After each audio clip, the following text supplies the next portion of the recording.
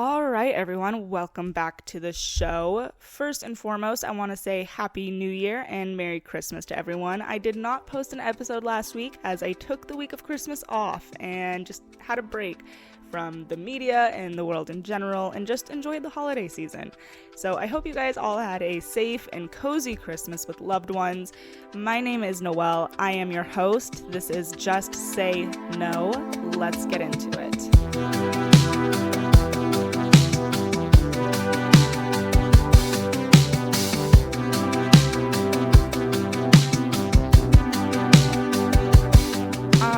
So with this being the first day of the last year of Biden's first term, I would like to reflect on the last 3 years, how his administration has done, and what we can look forward to as the election is officially around the corner.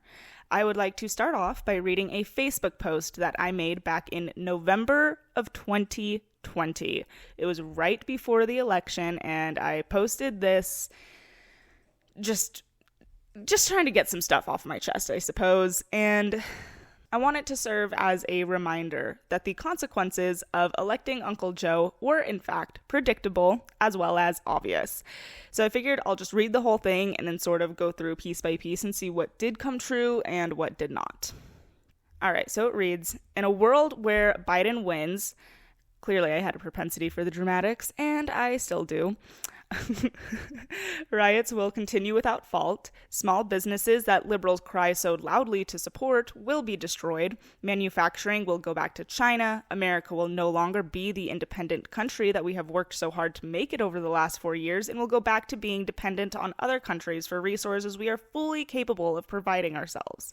What does this mean? Hello, $5 gas. To my younger friends, did you enjoy living on your own? Say hello to your childhood bedroom when you cannot afford rent anymore.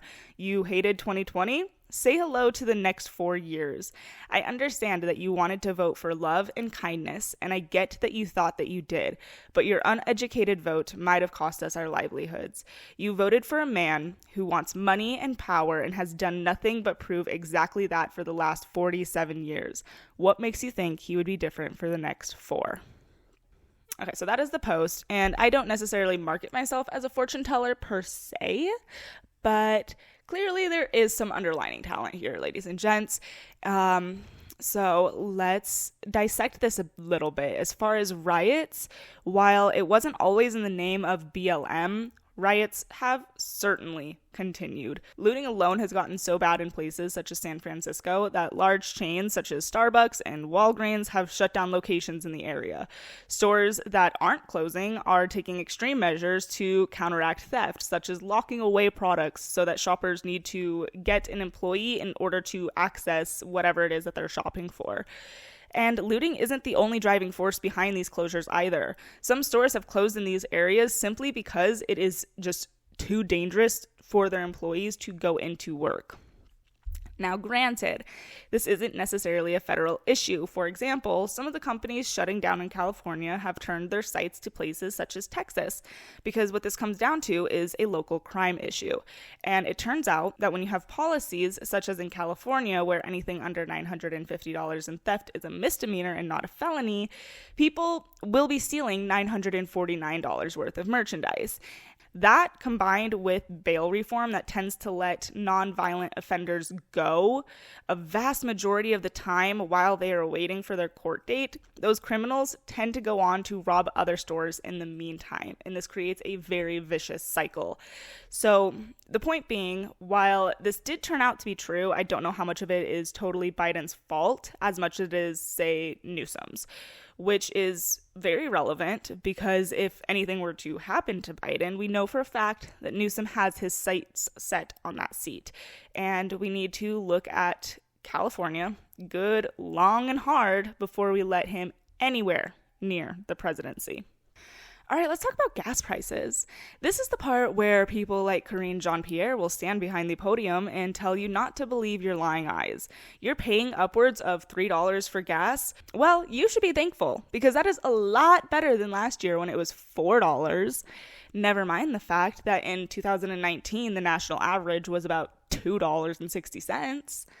But Noelle, that was 2019. We have had a whole pandemic since then. Is that really fair? All right. Well, how about this? Adjusted for inflation, the national average for the price of gas was over $4 throughout the majority of Obama's 8-year term, and it was less than $3 through the majority of Trump's term. So I will just let you guys feel that one out for yourself. I'm here to present facts. You can do with them as you please. So here's the thing about gas prices, is they are dependent on predictive measures, if you will. So, for example, when Biden says things such as we're going to end drilling on federal lands, as he did in a 2019 campaign speech, or how he and his administration are constantly talking about moving away from gas vehicles and into electric vehicles, oil and gas companies are going to adjust their prices accordingly. If these companies feel unsure that they will be able to drill more oil, the prices will naturally increase. Now, I'm not saying that there isn't price gouging. However, telling them that we will be cutting them off at the knees certainly is not helping anything. And there's also an issue with extreme overregulation, to which Trump eased much of, and the Biden administration restarted, making it extremely difficult for oil companies to drill oil anyways, regardless of the fact that he's sitting there straight up saying that he's not going to allow it. Furthermore, this ties into us being dependent on foreign countries for resources we can get for ourselves, such as oil. If you'll recall, Trump had approved the building of the Keystone XL pipeline, which was an extension of the existing Keystone pipeline that comes into the U.S. from Canada. This pipeline extension would have increased the amount of oil produced, refined, and exported in hopes of bringing down costs and increasing American energy independence. In his first few days in office, Biden reverted back to the policy held by Obama and put this to a screeching halt, based on environmental concerns, because isn't it always? Meanwhile, he shortly after lifted sanctions on a Russian company in charge of building the Nord Stream 2 pipeline in Europe, because I guess that pipeline is environmentally perfect because it doesn't benefit the US. So let's recap. Biden made access to drilling incredibly difficult through added restrictions to leases and permits. He flat out said that he intends to stop drilling in totality on federal lands, promised to move away from gas vehicles and towards electric, the shutting down of local pipelines, and essentially greenlighting foreign pipelines. And we all act shocked when it is pricier at the pump. And then we get told that none of this has anything to do with it. Now, I am not saying that this is all of it. I am by no means an expert, not even close. But to have people like the press secretary or the secretary of energy or others in charge tell us that these common sense facts are not a factor at all is simply a load of shit. Let's talk about jobs. So this is one that is such a blatant misrepresentation. It's actually insane how stupid the government officials think Americans are. But worse, how many Americans actually are this stupid is saddening. So under Trump, there was an incredibly steady growth of jobs. In his first 30 months, he created over 5 million new jobs, according to the Bureau of Labor Statistics.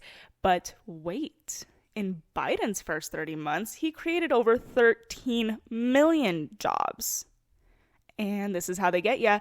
They don't give you the context needed to understand, which is that when Biden took office in 2021, we had just gone through an entire year of forced closures that put millions out of work. So the reality is that over 70% of Biden's jobs created are actually just jobs recovered. And while new jobs have been created, we have not returned to the same pace nor trajectory that we were on under Trump.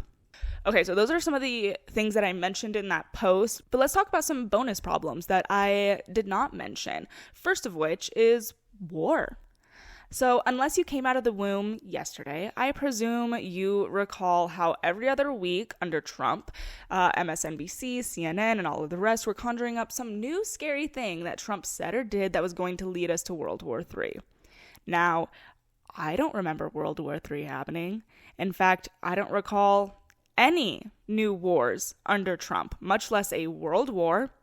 Actually, what I do recall is peace deals in the Middle East, reducing American presence in the Middle East, an American president in North Korea for the first time ever. Overall, better relations and lessening tensions. But If you have caught on to the game of this episode, let's contrast this with Biden's record to date. Under Biden, there have been not one, but two full-blown wars. Under Trump, we went over a year and a half without losing a single American in Afghanistan. But because of Biden's disgustingly sloppy pullout, 13 families lost their loved ones in one moment. Now, while Joe Biden is personally responsible for the deaths of those 13 soldiers as our commander-in-chief, did he personally cause the other two wars? Not in such a direct way, but America is a world power, and to have such a weak, corrupt, and inept man at the helm has certain consequences, war certainly being one of them. People often say that Trump was too wild or unpredictable or irresponsible to be the leader of a nation, but I and many others believe that it is precisely this reason that Putin didn't invade any foreign nations under him. Trump was the only president under which Putin did not invade a foreign nation because he is unpredictable. Nobody knows what he's going to do. He is a wild card. And again, it can't truly be proven one way or the other if this is because of Trump's perceived strength and willingness to do anything and Biden's inability to remember his own name, but one can speculate. And to be honest, it would be a bet I would be willing to place. Now, another thing I did not mention, but is quite possibly the number one issue for Americans, is our border. But before we say a thing, let's take a listen to New York City Mayor Eric Adams say for himself how much illegal immigration is destroying his city, one that he wanted to be a sanctuary city. The erosion of the quality of life that we've improved on in such a short period of time of this administration.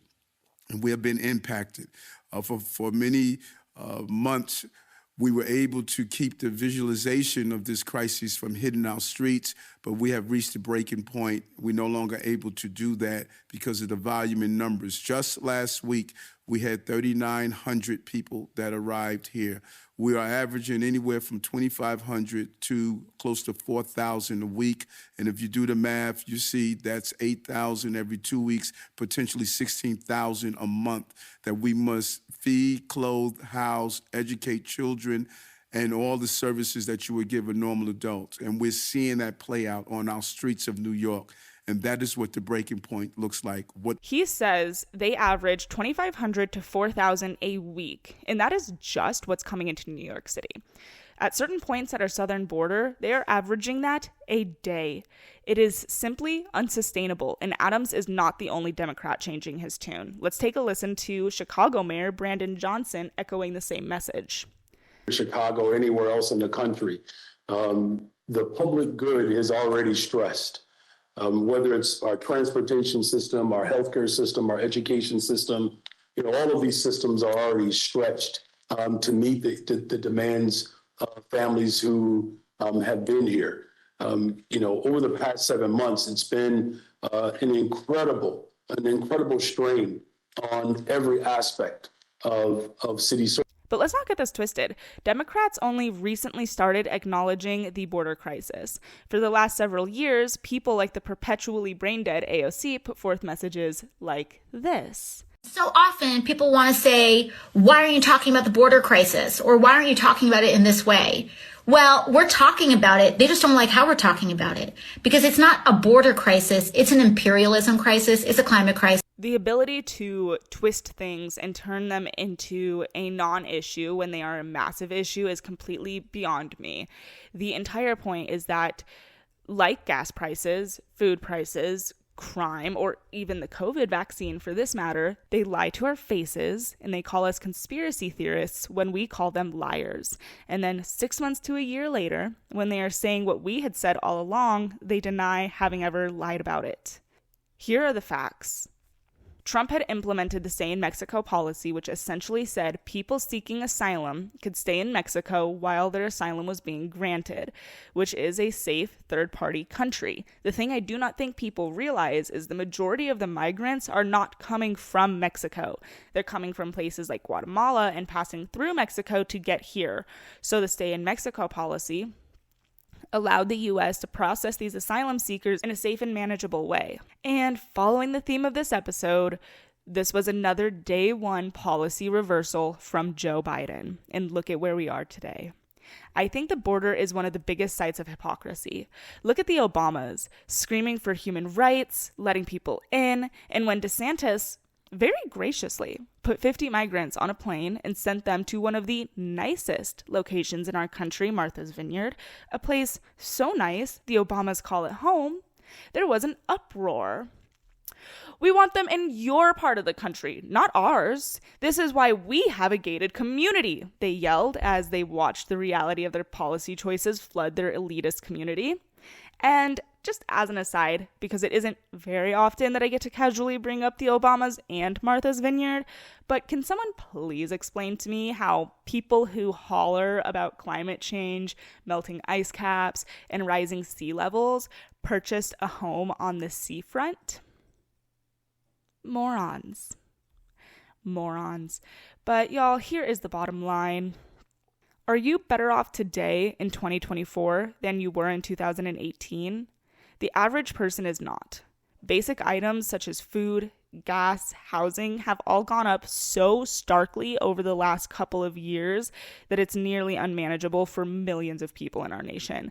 I'm not sitting here saying that it is 100% all Biden's fault, but I am saying that some of it is. And I personally liked things better with the Cheeto Puff in charge. Now, this is not to say that Trump is my first choice, because he is not. But the odds are that he will be the nominee. And I liked my life better with him. And I think more people agree with that statement than would care to admit. And I think more people would want to gamble on Trump than Biden. But tune in this time next year and we'll find out together. All right, y'all, that is all that I have for you guys today. This is a little bit of a shorter episode.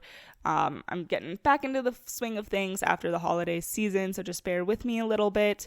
My goal is currently to hopefully by February or March add a visual component to the podcast, so stay tuned and we will see about that. When I do start doing that, you'll be able to find those videos on my YouTube channel at Noelle Poulin. And all of my other social medias will be linked down below in the details. And if you guys wouldn't mind giving this show a rating, it would really, really help me out. And follow the show on Spotify or Apple Podcasts or wherever you are listening. That would be fantastic.